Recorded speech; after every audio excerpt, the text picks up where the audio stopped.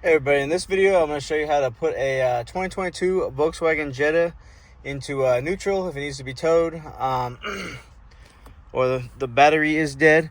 So basically you're going to want to get a small pry tool, like a non-marring plastic type tool. You can sometimes lift this boot up and kind of get the shifter boot to come off of there, but it can also rip the basically the edge around there. So I like to get a small tool and just get in right in this little crack here. And you kind of just pop that up, and you can bring the shifter up like this. All right, once you have the shifter up like this, you'll see that that little yellow tab right there.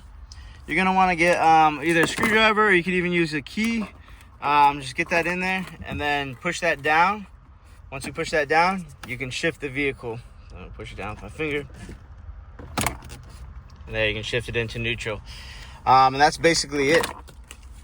Just to put it back together, you kind of just pop it back down, put the trim piece back over everything, line it back up, and you can pop that back into place there.